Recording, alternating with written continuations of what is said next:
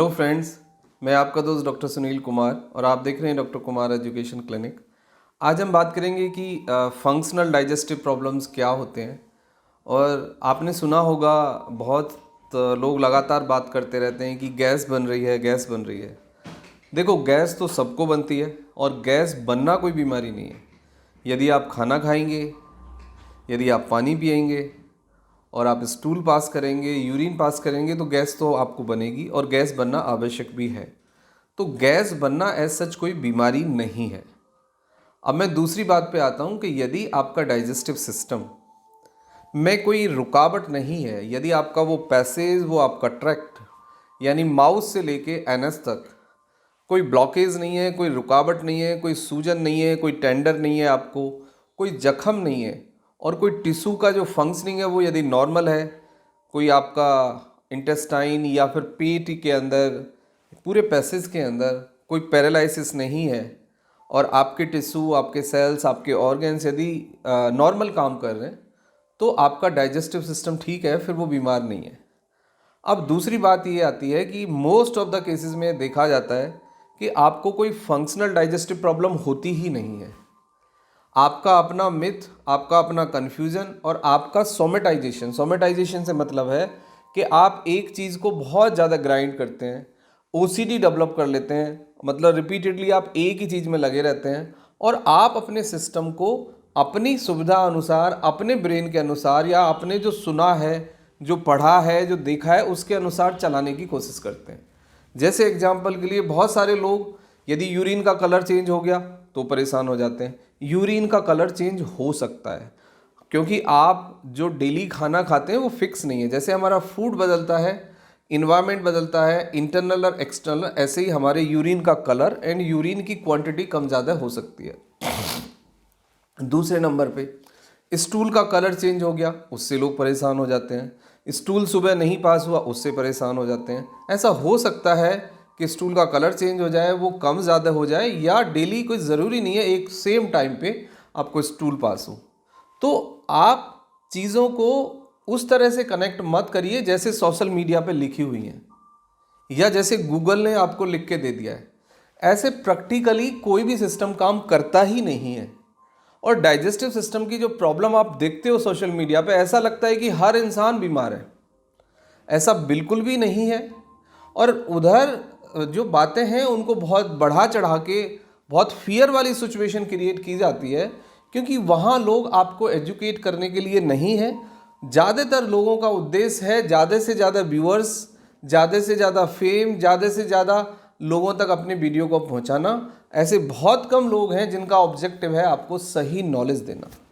तो social media से या गूगल से देख के चीज़ों को मत समझिए, मत फिक्स करिए।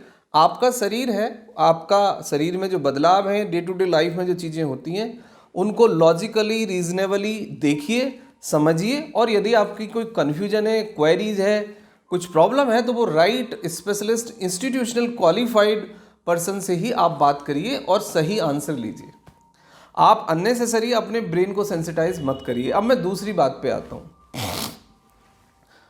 200 ml से 500 ml गैस का बनना बहुत ही नॉर्मल है, जिसमें ऑक्सीजन है, जिसमें कार्बन डाइऑक्साइड है, जिसमें मीथेन है, जिसमें नाइट्रोजन है। तो ये एक कॉम्बिनेशन ऑफ गैसेस होता है। बहुत सारे फूड ऐसे हैं कि यदि आप खाओगे तो थोड़ा सा बफरिंग ज़्यादा होगी। बहुत सारे फूड ऐसे हो सकते हैं कि आप लोगों तो स्मेलिंग ज़्यादा होगी। बहुत सारे फूड ऐसे होंगे कि जो 4 से 6 घंटे में डाइजेस्ट हो जाएंगे। कुछ फूड ऐसे भी हो सकते हैं जो 10 से 12 या 14 घंटे भी डाइजेस्ट होने में लगाएंगे। लेकिन आपने चीज़ों को फिक्स कर दिया है। आप खाना कोई भी खाएं, लेकिन आप यूरिन टाइम पे आना चाहिए, स्टूल टाइम पे आना चाहिए, गैस नहीं बननी चाहिए, गैस पास होनी चाहिए। आप क्या कर रहे हो अपने शरीर के साथ? आप ब्रेन को क्या मैसेज दे रहे हो? यदि इस तरह से मैकेनिकल फिक्सिंग आप करोगे ब्रेन के साथ, तो आपका डिप्रेशन, एंजाइटी पैदा होगा, आपको डाइजेस्टिव सिस्टम ठीक नहीं होगा। इससे आप सेंसिटाइज होगे, इससे आप सोमेटाइजेशन में चले जाओगे। तो इससे बचने की ज़रूरत है, इसको नॉर्मल समझने की ज़रूरत है।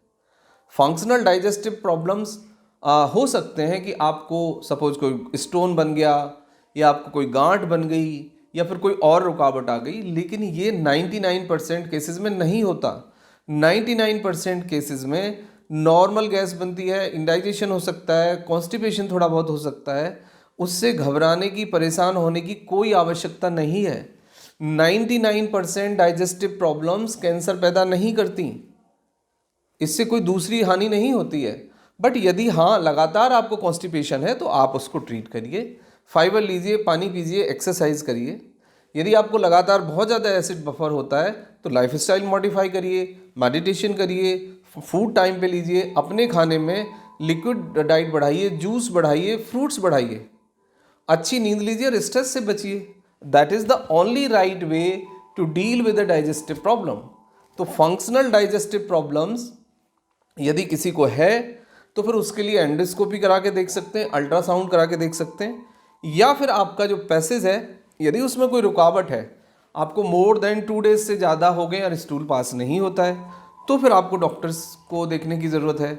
आपको यूरिन पैसेज में कोई रुकावट है तो आपको डॉक्टर से मिलने की आवश्यकता है। बट गैस बनना, डकार आना, हवा पास होना, कई बार थोड़ा बहुत उल्टी भी आपको हो सकती है कि आप कुछ ऐसा फूड ले लें कि जो डाइजेस्ट नहीं हो रहा है, तो दो पैसेज हैं, या तो वो आपको लूज मोशन पैदा करेगा या फिर आपको वो वॉमिट के थ्रू बाहर जाएगा।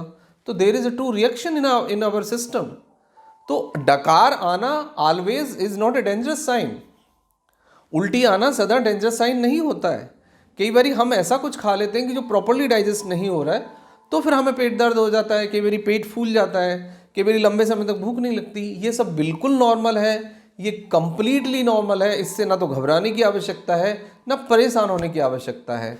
यदि आपको लगातार दर्द होता है, 2 दिन से ज़्यादा हो गए, स्टूल पास नहीं होता, स्टूल में आपको ब्लड आता है, स्टूल लगातार ब्लैक आता है, यूरिन आपको पास नहीं होता, यूरिन पास करते समय दर्द होता है, आपको पेट बहुत ज़्यादा फूलता है लगातार, आपको जलन होती है, उसके साथ दर्द होता है, तो फिर आपको कोई फंक्शनल डाइजेस्टिव प्रॉब्लम हो सकती है।